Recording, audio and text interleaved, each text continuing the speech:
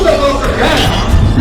For your own soul's sake. That's why the Bible is redundant. The Lord says things over and over because we are stiff-necked, hard-headed people. Read that. We came together our people. We came together to our sheep in the house of Israel. Calm down and listen to one another. And more importantly, listen to this fight. So to this last verse, the Most High is raising up the true prophets of God.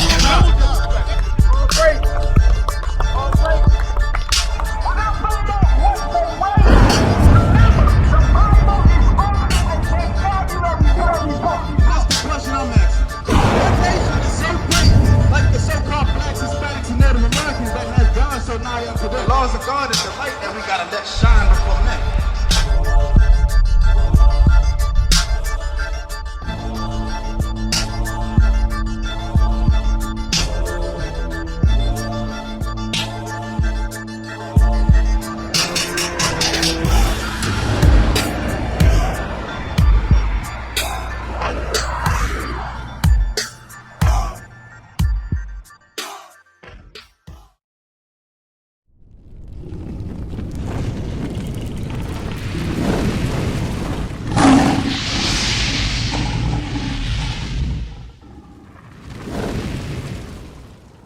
Understand that thing. So that's why the laws of God are so important. We're going to get something for you. Give me Deuteronomy 22:5.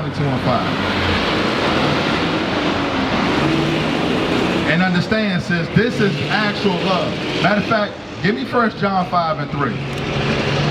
Because when we think of love, right, what do you think about? Like all emotional and hugging and all that? No, spiritually love. You said what? Spiritually love. Right, but what does that mean though? Like, what does that mean? Okay, we got you, sis. Watch this. We're going to show you, we're going to make it clear where it's not ambiguous or subjective from person to person. Watch this. The book of 1 John, chapter 5 and verse 3. For this is the love of God, that we keep his commandments. That's the love. Give me 2 John 6. Watch this. This one is going to drive it home. The book of 2 John, verse 6. And this is love. So now we're about to really find out what love is. Read. That we walk after his commandments. You see that? That's love, walking after the commandments of God. Again, one of the commandments said, live joyfully with the wife of your bosom. Now let's go to Deuteronomy 22:5. We're going to get some more love. Because sometimes the real love of the Bible, when we hear it, it don't taste good. But it's good for you. Watch this. The book of Deuteronomy, chapter 22 and verse 5. The woman shall not wear that which pertaineth unto a man, neither shall a man put on a woman's garment. So what are the garments of a woman, sis? Underwear, dresses, right? So naturally, what belongs to men? If dresses are for women, what's for men? What's for men? Right. So there you go. So now let's read it again for the sister. The woman shall not wear that which pertaineth unto a man, neither shall a man put on a woman's garment. For all that do so are abomination unto the Lord thy God. So when we're in the midst of cross-dressing, you got a lot of rappers now wearing dresses. The Lord said that's an abomination. Sisters wearing pants, the Lord says that's an abomination. So one of the ways that you can get on board with keeping the commandments of God is start wearing dresses. That's what the Bible says, sis. We just reading about, we giving you real love. Understand that thing. Men out here giving you real love according to God. Read it again. The woman shall not wear that which pertaineth unto a man, neither shall a man put on a woman's garment. For all that do so are abomination unto the Lord thy God. So that's one thing that we can do in our community that our sisters can do. Because when we dressing in tight clothes and all that, you got our sisters, they got the cleavage showing, the camel toe showing. When brothers are looking at that, are they looking at that to say, man, I'm going to make that my wife? What are they looking at that sister as? Exactly. That's why that's in the Bible. For our sisters not to conduct themselves. Give me that in Timothy's, man. Wearing the tight pants, all the brothers gonna be like, damn, shorty this, shorty that, I'm gonna get shorty number. That's the thing that helps reduce that. Read that. The book of 1 Timothy, chapter 2 and verse 9. In like manner also, that women adorn themselves. Adorn means beautify themselves. That's what adorn means, to make yourself beautiful in what? In modest apparel. And what? In modest apparel. So that means non-revealing clothing. Beautify yourself with non-revealing clothing. Like, it's a lot of bad dresses out there that sisters is wearing. You don't have to be selling or showcasing your hind parts and your cleavage. That's not what the Israelite, a princess, is supposed to do. Right. Understand that thing. Read. With shamefacedness and sobriety, not with broidered hair or gold or pearls or costly array. Meaning what? Not let your beauty be what's on the outside. The shape of your butt, your breast, the jewelry and all that. No, give me that in Peter's, man. Where's the beauty? The head of, I want the head of man of the heart, man. Peter's 3. Watch this. The book of 1 Peter, chapter 3 and verse 3. Whose adorning, let it not be that outward adorning of plaiting the hair, A plaiting on the hair, and of wearing gold, or of putting on of apparel, but let it be the hidden man of the heart, and that which is not corruptible, even the ornament of a meek and quiet spirit. and a what? A meek and quiet spirit, In a humble, obedient, and quiet spirit. Read. which is in the sight of God a great price. Wow, you see that? A meek and quiet sister is in the sight of God a great price. It said, let it be the hidden man of the heart. That's talking about Christ. Give me that in 1 John, man. Think it's for greater is he that is in you than he that is in the world, man. I think 1 John, it's 1 John. Greater is he that is in you than he that is in the world. Somebody look that up.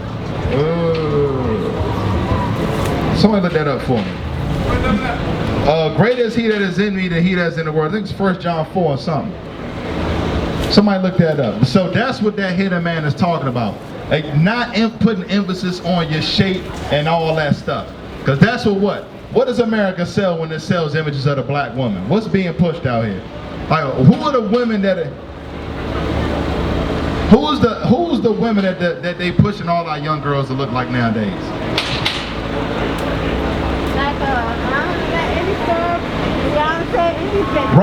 Right. Now, do they dress modestly? Right, they dress like whores. Read that. The book of 1 John, chapter 4 and verse 4.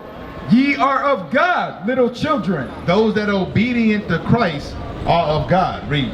And have overcome them, because greater is he that is in you than he that is in the world.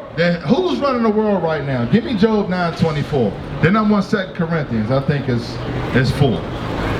Who running the world right now? It says, greater is he that is in you than he that is in the world. What man runs the earth today? Huh? No, what man on earth runs the earth? Is it the Chinese man that runs the earth? What man? No, the so-called white man running the earth. He running the world. Who bombs other countries? The white man. Come on now, sis. You know that. Read that. The book of Job, chapter 9 and verse 24. The earth is given into the hand of the wicked. The what? Into the hand of the wicked. He covered the faces of the judges thereof. Covering the face of the judges, meaning whitewashing the images. We read that Christ is a black man. Who gave us that image? Who gave us this image of Christ right here? Who gave us that image though? What race of people? White people. Right, read it again. The earth is given into the hand of the wicked. He covered the faces of the judges thereof.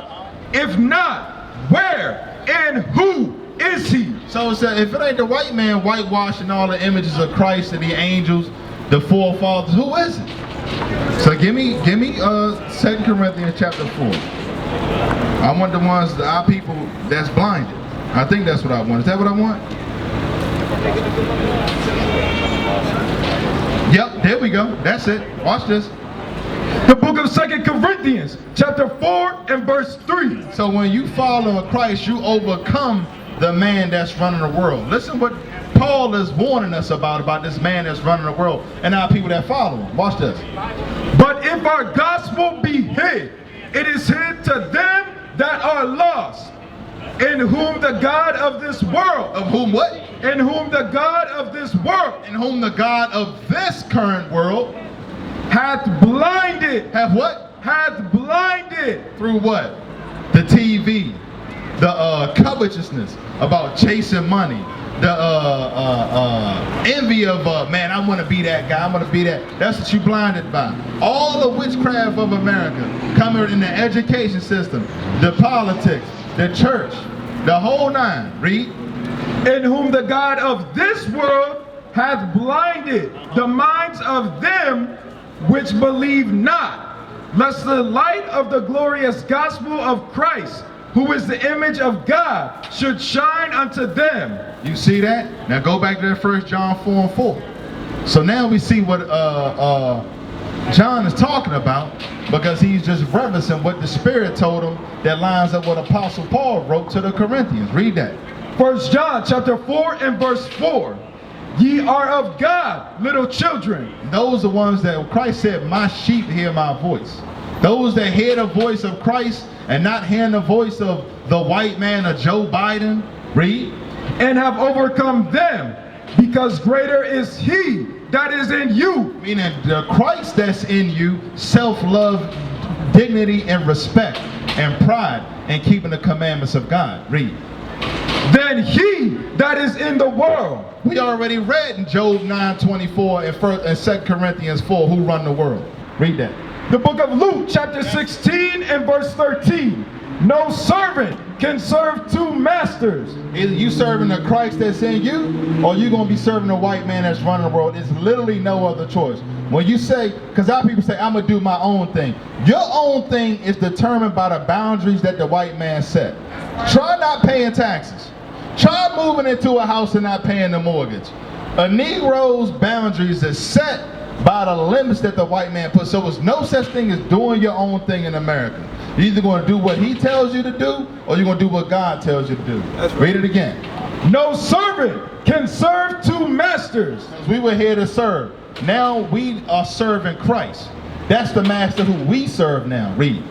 For either he will hate the one and love the other. That's how it go. If you don't want to do what Christ tell you to do, you hate Christ and you love the white man. It's just that simple. Read. Or else he will hold to the one and despise the other. You cannot serve God and mammon. You can't serve God in the pleasures and the lust of this world, sis. And all the brothers that's out here. Give me Deuteronomy 30 and 15. We used to scream black power while heroin was pushed. But at the end of the day, nothing's in vain. IUIC has been given a vision. The tents of Judah has risen. Many has attempted the mission, minor murmuring, omitting, and missing the mark. Just reading that he had the flame of fire in his eyes gave us the spark. We on Paul's mission. We out on the road, purple and gold, from Mexico, Cuba, Haiti, Ghana, Sierra Leone. 144,000 boots banging, concrete crackling. These are how men repented at heart. The scriptures is proof. IUIC, we deliver the truth.